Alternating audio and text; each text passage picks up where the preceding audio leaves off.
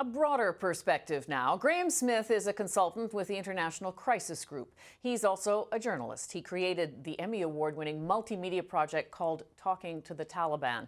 And he's the author of the book, The Dogs Are Eating Them Now, Our War in Afghanistan. He spoke to us from Beirut.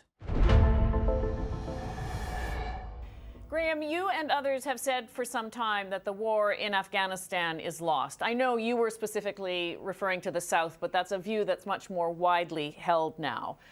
What does that mean when you say the war is lost? Well, it depends how you define the war. For years, people involved in the military intervention have been saying that international forces were surging into Afghanistan to bring peace and democracy. Unfortunately, over the years, peace looked more and more elusive. And this year, we're looking at record-breaking violence in Afghanistan, worse than anything we've seen since 2001. And democracy, as you probably saw in the parliamentary elections just passed on the 20th of October, is still very much a work in progress. It was a rough election season. It will be an even rougher election season once the results are out. And so the Afghanistan project, if you will, is very incomplete. What does the assassination of General Razik signal in that kind of context? So the assassination of General Abdul Razik, the most powerful man in southern Afghanistan, came just 2 days before the election, and it really threw a wrench in the works as security forces were trying to secure thousands of polling centers across the South. General Razik's death really shakes the foundations of the security forces in southern Afghanistan. He was personally responsible for leading Afghan forces against the Taliban and slowing the Taliban advances that have been continuing across Afghanistan.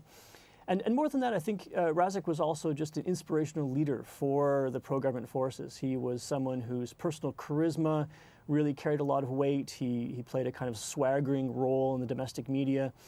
And so his loss will be acutely felt on the government side of the fight. You mentioned a moment ago sort of the deteriorating situation that you expect even once the election results are known.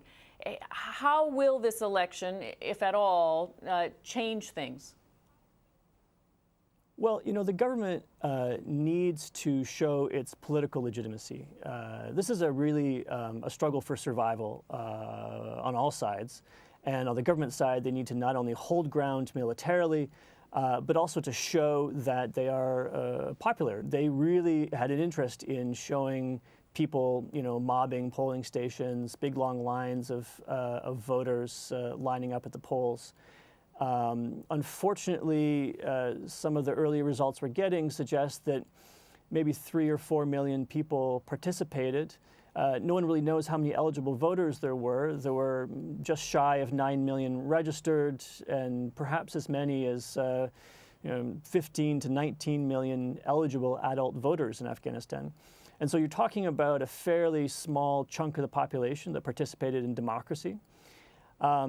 And the thing is, the people who participated may not be fully happy with the results once they start coming in at the end of November.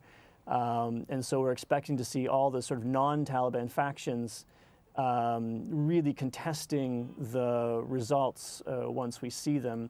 And even the results themselves, just in terms of the raw numbers, may not be that great for the government in terms of showing political legitimacy as it goes into negotiations with the Taliban. I want to ask you about those negotiations with the Taliban, because the U.S. envoy Zalmay Khalilzad recently met with them. How realistic, really, are peace talks? Amid all of the really dark news on the security front, I think the peace negotiation part of the puzzle has been unbelievably positive this year. That's partly because the Americans are signaling a willingness to take charge of the file and negotiate with the Taliban and just say, look, we don't want to keep our forces here forever. We don't see this as an internal war. What's it going to take to get you to sit down with the Afghan government and negotiate some kind of peace in Afghanistan? And that's really, it's a whole different approach on the American side this year.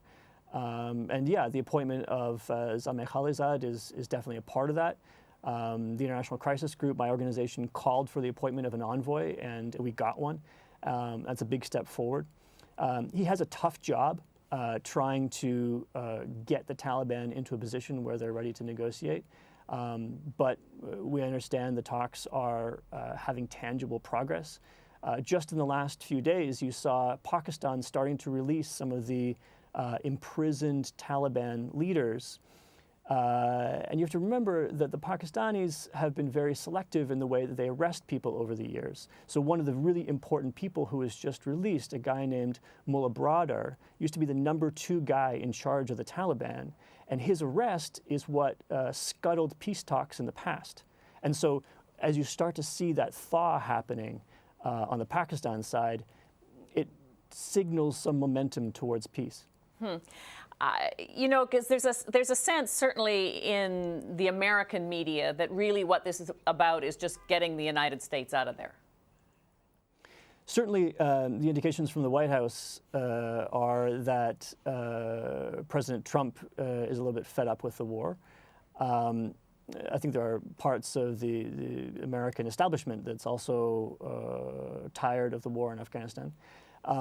There's maybe a risk that American withdrawal would be precipitous, which could spark a new, much uglier civil war in Afghanistan. So it's very important that any American drawdown of forces would be accompanied by a fully inclusive peace process, something that would, decrease the violence rather than increasing it at the end of the day.